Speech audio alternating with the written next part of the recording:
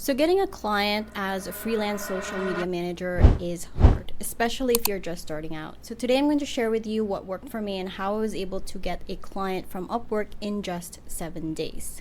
I will also share some golden nuggets on not only how to get clients on UpWork, but also how to keep them. So what UpWork is, it is a freelance marketplace website where a potential client posts a job and freelancers bid on that job in the hopes of working with a client. Now there's a ton of marketplaces out there like People Per Hour, Fiverr, etc. But when I first got started, I started with UpWork. I don't use them very often anymore because I mostly have direct clients now based on referrals. But recently I sent out a proposal because it's a niche that I really want to work with. So I submitted the proposal and the next day I got on an interview. So before we get into the how to succeed in this platform and get clients, let's talk about the pros and cons first. Let's start with the cons. The first con is the competition is very fierce. Now you're competing with hundreds and thousands of freelancers in the platform. So it's really hard, especially if you're just starting out. So your first main goal here is to establish history and credibility in this platform. So in the long run, you'll be chosen by clients when you bid against other freelancers in the platform. So the second con is when you apply for jobs on UpWork, you need connects. Initially, you are given 50 connects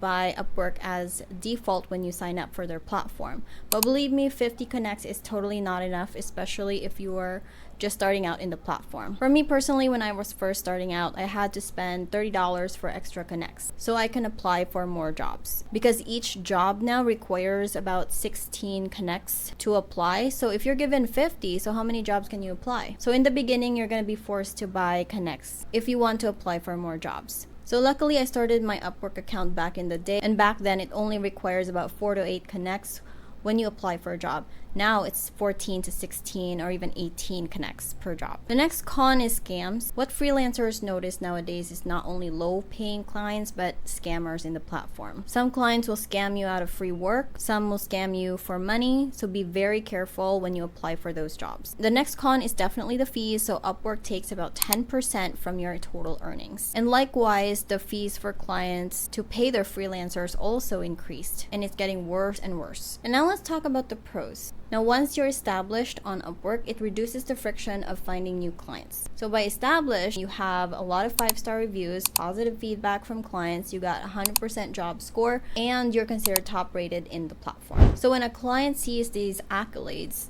they are more likely to pick you and pay you the rate versus other freelancers. So this is a similar analogy when you're buying stuff online. Your buying decision will be based on customer feedback, the number of 5-star reviews. So if the seller has those, so by default, you'd probably buy that over its competitors. So this is because of psychology. You would know that that product is of high quality, even if they are just selling the same exact thing. It has good quality, it has good customer service, and the same is true for clients shortlisting these freelancers. To succeed on UpWork, here are the things that I recommend.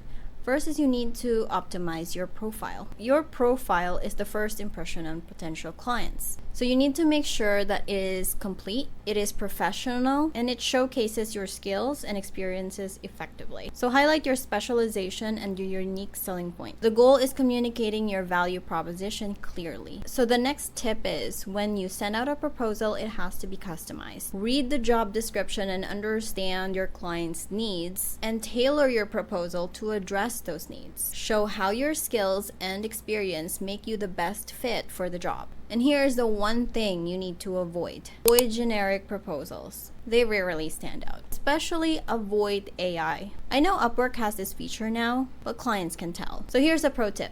If the business is mentioned in the job description, here's what you're going to do. You can take it a step further and research on the business. So here's an example of what I did. So in this particular job posting, the client briefly introduced their company. So what I did is I went on Google and looked up their business, and then I found it. And since the job posting was about them looking for a social media manager, I looked at their social media platforms. And what I did next was that I shot a Loom video and I briefly did an audit on each of their social media accounts. And not only that, since they're all in these platforms, I gave them tips on how they're able to use two as a cross-platform traffic to grow their main social media channel. I also gave them advice on how to do more outreach content, and this type of audit is just very superficial. It took about an hour and a half for me to do, but I was giving them a superficial audit for free, not knowing whether or not I'll get hired. Would I do that to every job I apply for? Probably not. I would only do it if A, I really want to work with them and they passed my checklist on what an ideal client is. I'll explain more of that soon. And guess what? It took a while, but I got a response after 2 days. But let's say the client didn't mention the business name in the job posting. So here's what you can do instead. What I would do is look at the client feedback. There are times when they're given feedback by the freelancers who worked for them. The freelancers sometimes mention their business name in the client feedback. So for example, in the client feedback, I was able to find the name of this business because there was a freelancer who left the business name there. To put this into perspective, the freelancer said, "I was so thrilled working with business XYZ. I hope that we will work again in the future." Then try to go on Google and verify the business name. Look at the website, social media accounts, and their LinkedIn. Make sure all the information matches. Then give them an audit on how you can help them. So in my case, the job description was about them asking for help with growing their social media accounts, so I gave them an audit. And this is the same thing with other niches as well. So let's say if you're a graphic designer or if you're an email marketer, what you can do is you can get on their list, and when you receive the newsletter from them, from their flow, you can audit the newsletter. What areas can they improve on? Is there a gap? Etc. And next, what you can do is you can send a Loom video giving them that audit, include them in the proposal, and to take it a step further, this is optional, but for me, if I really want to work with a client, I create a pitch deck. So do what you gotta do to get the client. So the next tip is be active on this platform. Dedicate a time each day to check for newly posted jobs that matches your skill set. Being one of the first freelancers who submit a proposal may increase your chances of getting noticed by the client. So in my experience though, it varies. Sometimes it takes them less than a week to reply, sometimes even more. And there are other clients that reply the next day. At the end of the day, they're all human beings. They have a business to run. So do expect a delay in replies, especially on a weekend. Nobody checks their inbox on a weekend. Next is quality over quantity. Don't apply to every jobs that you see. And this is one of the reasons why Upwork introduced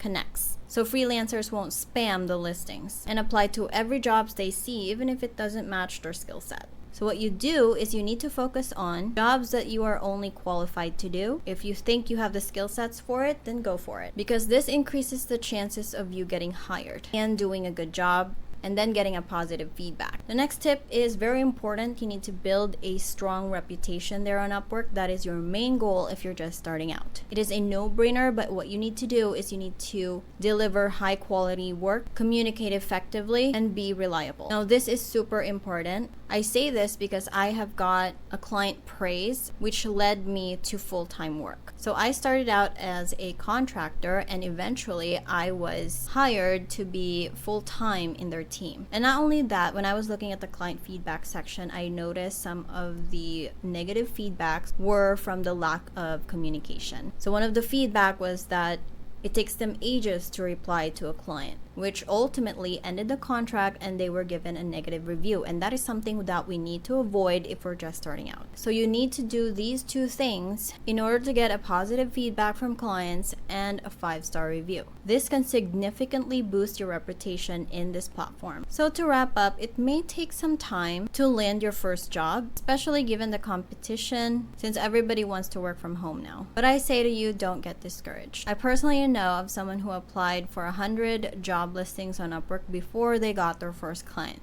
So you're not alone. Keep refining your approach, learn from feedback, and keep on applying. Persistence can pay off. By the way, I have a free job tracker Notion template. If you guys are interested, if you haven't gotten it yet, I will link it down in the description below for you to download. See you in the next video.